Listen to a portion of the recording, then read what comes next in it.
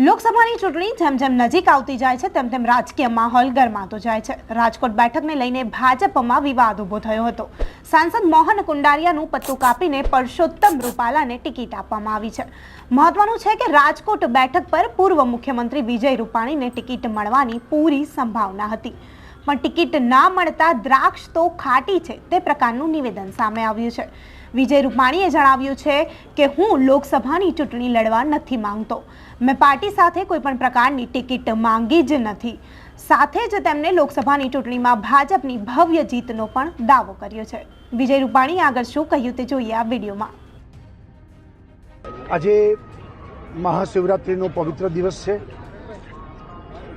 ભગવાન સોમનાથના દર્શન માટે અમે લોકો આવ્યા છીએ।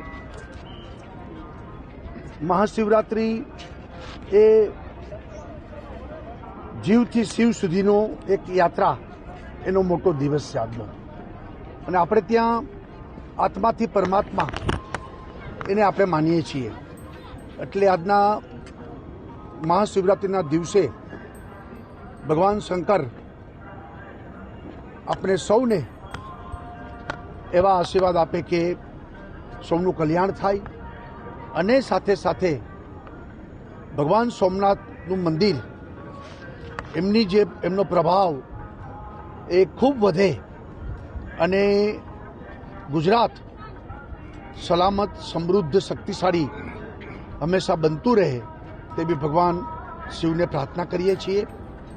આગામી દિવસોમાં લોકસભાની ચૂંટણી પણ આવી રહી છે, મહત્વપૂર્ણ ચૂંટણી છે, અને આ ચૂંટણીમાં ફરી વખત, ત્રીજી વખત નરેન્દ્રભાઈ મોદી વડાપ્રધાન બને, અને જે રીતે 10 વર્ષમાં દેશ પ્રગતિ કરી છે અને દુનિયામાં નરેન્દ્રભાઈએ ભારતનું નામ પ્રતિષ્ઠિત કર્યું છે, એ વધુને વધુ પ્રતિષ્ઠિત થાય અને આવનારા દિવસોમાં જે વિકસિત ભારતનો સંકલ્પ કરવામાં આવ્યો છે એ સંકલ્પ ભગવાન સોમનાથ પૂરો કરે તેવી પણ પ્રાર્થના કરીએ છીએ। પ્રદેશ પ્રમુખની ભારતીય જનતા પાર્ટી સમગ્ર દેશમાં નરેન્દ્રભાઈ મોદીએ સૂત્ર આપ્યું છે કે 400 પાર એનડીએ એ કરવામાં આવે અને 370થી વધુ ભારતીય જનતા પાર્ટી સીટો પ્રાપ્ત કરે એ સંકલ્પ કરવામાં આવ્યો છે, અને અવશ્ય પૂરો થશે,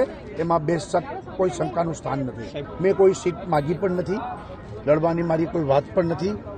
હું પંજાબ અને ચંદીગઢનો ચૂંટણી પ્રભારી તરીકે મને જવાબદારી પાર્ટીએ સોંપી છે, એટલે 14 સીટો અને આપણી સૌરાષ્ટ્ર અને ગુજરાતની જે સીટો છે એમાં હું પ્રચાર કરીશ।